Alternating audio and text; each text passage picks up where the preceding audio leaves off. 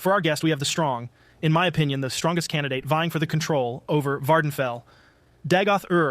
So it all began when one of the two original cosmic forces, known as Padme or Sithis, created the original spirits we now know as the Aedra and Daedra. One of these spirits was Lorkhan, who convinced his fellow Aedra to create the mortal plane known as Mundus. Within this plane is where the entirety of the Elder Scrolls takes place. In creating all of this, the Aedra actually lost a portion of their power, and as punishment, they conspired together to tear out Lorkhan's heart and cast it into the continent of Tamriel, thereby creating the Red Mountain in the region of Vardenfell, which lies in the province of Morrowind. Now Dagoth was a dark elf war hero who fought alongside his trusted friend Nerevar in the Battle of Red Mountain to fight off the invading Nords from Morrowind, along with the Dwemer, sometimes known as the Dwarves, who took up residence in the Red Mountain and were creating mechanical weapons and artifacts in an attempt to show that they did not need the power of the original spirits. Some of these artifacts are known as Kagranak's tools, which are used to harness the power of the heart of Lorkhan. After the battle ended and the Dark Elves were victorious, Nerevar decided not to destroy the tools, but to keep them sealed to not be used for evil until he sought counsel. Dagoth would take them and use their power to harness it for himself, which he would continue to do for over 3,000 years and achieve godhood. He sought to liberate Morrowind from the Imperial Empire, and to take back the land on the borders of Skyrim and Black Marsh by using a mechanical god he created known as a Khan, which it too is powered by the heart. Dagoth's ultimate goal was to establish a theocracy where a Khan was the sole worshipped god, and Dagoth as its god priest. With the false tribunal kowtowing to the imperial mongrel dogs of the Empire and the lesser peoples of the world, Morrowind is put in a bad position. The tribunal was originally the Daedric princes Azura, Boethia, and Mephala. After the Battle of Red Mountain, three of Nerevar's trusted companions, Vivec, Amalexia, and Sothasil, stole Kagranak's tools and used them to attain godhood themselves, breaking their vow to Nerevar and Azura to never use them again. They then became the dominant pantheon of the Dark Elves. After the events of Morrowind, these new gods would lose their divinity, and would soon die in battle or otherwise disappear entirely. The new temple would then re-establish the original three Daedric princes as the true tribunal, while the now dead three would forever be known as the false tribunal. Kowtowing just means to act subservient and bow to authority. Also, Dagoth is notoriously xenophobic, and he constantly refers to outsiders as mongrel dogs. Among the lowest, he considers the lizard folk Argonian and the cat folk Khajiit.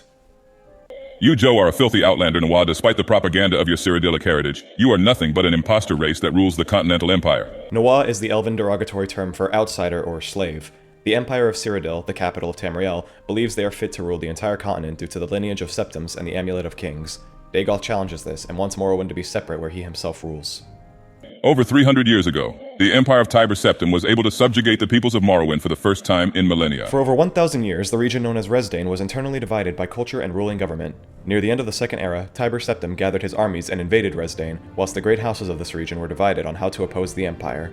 In the ensuing skirmish, Tiber Septim met with Vivec and signed an armistice, integrating Morrowind into the Empire. This was something Riemann could never do, although not for a lack of trying. Remen Cyrodiil was the legendary founder of one of the biggest empires to cover Tamriel, annexing all kingdoms except Morrowind. Didn't Remen's dad fuck a tree stump? This quote is slightly wrong. King Hrol saw a vision of the future Akaviri invasion, so he gathered 16 men to march along and heal the borders of his forebears.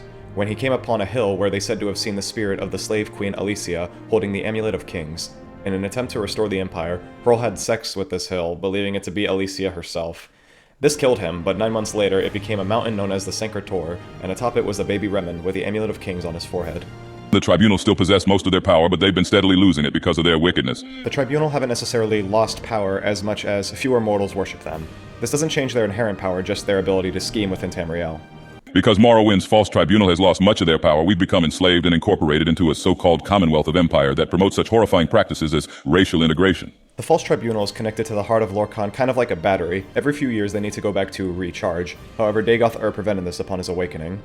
These ideas have been used to lull the superior higher culture Dunmer people into a state of acceptance with their foreign oppressors. They even graciously allow us to maintain our practice of slavery within our borders, but for how long? These failing false gods will one day be reduced to mere mortality. And what then will the Empire do to us and our sacred practices? They will then be smashed and utterly destroyed. Again, Dagoth is being quite racist. Also, he's alluding to the actual events of Morrowind, where the Tribunal become mortal and are subsequently killed. What about this former Empress, Kataraya, the Dark Elf ruler? How long did she rule for, Jamie? 55 years. Kataraya Septim was a Dark Elf who took the throne after her husband, Plagueis Septim III, was deemed unfit to rule with his degrading mental health. Also, it's stated that Kataraya only properly ruled the Third Empire for 46 years. Yes, well, she of course died in 3E200 in Black Marsh. Why in the name of Mephala, a dark elf of any significance, would willingly travel to that backward disease-ridden oblivion hole for anything other than a slave is a real fucking conundrum to me, Joe. Empress Katarai's death is one of the most conspiracy-causing events for historians. She was very clearly uncomfortable with the racism being lodged against her in the Imperial City, so it makes sense she would seek refuge outside of the Imperial Elder Council. Her travels outside of Cyrodiil actually repaired a lot of damage caused in years prior to her rule, and she's seen as one of Tamriel's greatest rulers. Scholar Montalius discovered that she was actually killed by a distant branch of the Septim family, which caused a major stir in discussion groups, but the exact details of the minor skirmish that occurred in Black Marsh, as well as Katarai's true reasons for being there, are currently unknown. I need not have to tell you, Joe, that it was undoubtedly the goddamn Imperial Royal Family Septim Dynasty that clearly decided they needed to kill that Hlalu cuck bitch, cause she was living too long. House Hlalu was one of the great houses of Morrowind. They're known for lacking massive armies or political power, but instead are masters of manipulation and backstabbing. Yeah, the Blades are a real creepy organization, man. Founded by the slithery fucking Akaviri creeps. I mean, they are jacked as fuck. My great-grandfather actually fought on Isroniet. Oh, really? Yeah, my grandfather was actually born in Black Harbor during the invasion. Akavir is the continent east of Tamriel across the Potomac Ocean. It's home to many man-beast races and are known to be quite savage and strong. Isroniet is an island nation between Tamriel and Akavir, home to most of Tamriel's unique spices. The major settlement of this region is Black Harbor. Not much is recorded about Isroniet, except for the invasion of Uriel Septim V in 3E 282, where he won the battle at Black Harbor, making it part of the Imperial Empire. It's unknown what happened to Isroniet after Septim's death. The Blades are a militaristic organization beginning with the rule of Remen.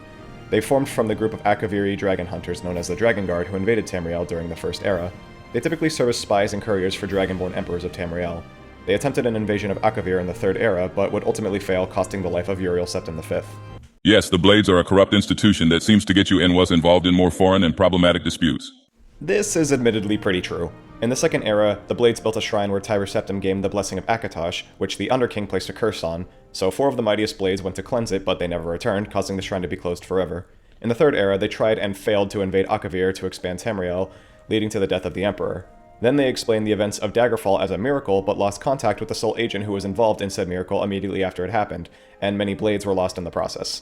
During the Oblivion Crisis, the Blades were to protect the Emperor, quickly resulting in his death in the Imperial prison. Many more similar records exist throughout the Third and Fourth Era, and I shouldn't even have to mention their role in Skyrim. The rest of his speech I won't bother playing, as it's all just Dagoth making up conspiracies about Katarai's death. There are no exact records of these events occurring or where, just know that Sun's Height is the Elder Scrolls version of July, and he's making a lot of references to JFK's assassination. After Katarai's death, her half-Nord, half-Dark Elf son Cassander takes the throne. Of course, 2 years into his reign, he also mysteriously died, for some reason. Cassander was already old and notably in poor health by the time he took the throne. In fact, most of High Rock he left to his half-brother Uriel Lariat, but Cassander was basically forced to take up rule. He was succeeded by Lariat, and Cassander's ghost likely wouldn't be too upset by this turn of events. Probably a less daring plot that involved plunging an Akaviri katana down onto his half-breed neck. Although this technically isn't impossible considering the Blade's history.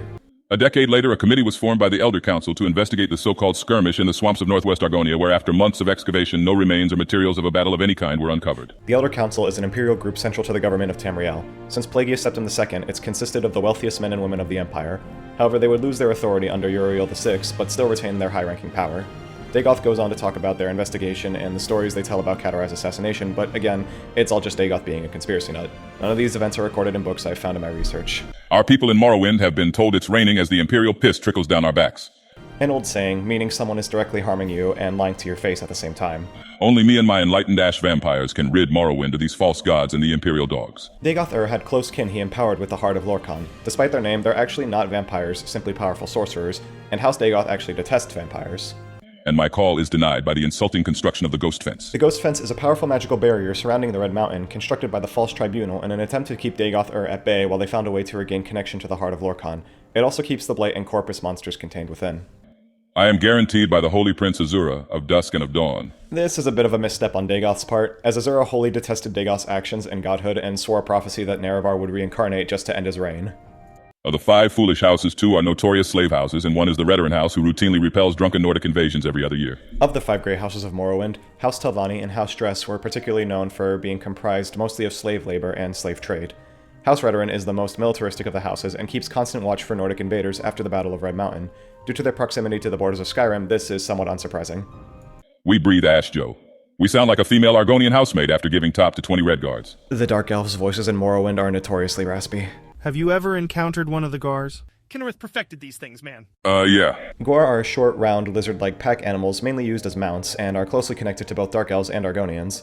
Joa credits Kenrith to them, but she's the goddess of weather. More likely he meant Ithir, but which of the gods created beasts of Nirn is still debated on. As for the tribunal, they are not good. The first thing they did was turn all the Dunmer skin gray, force them to worship them, and then give in to a foreign dictator and give up the only good card we had in the Numidium. While the tribunal did do this, turning all the Chimer into Dunmer by making their skin gray and their eyes red was a reminder from Azura to not break promises, such as the one they broke by using Kagranak's tools to become gods. The Numidium is a mechanical god that was initially seen in Daggerfall. Dagoth sought to bring it back to power using the Heart of Lorkhan under the name of Akula Khan. Of course, the tribunal sought to sever his connection to the heart and thereby the Numidium. They get hard off power. One only needs to look at Vivek and his suspension of that Bardau rock. He holds a whole city hostage. Bardau is a miniature moon that fell from the sky, which was held suspended above Vivek City by the power of Vivek himself.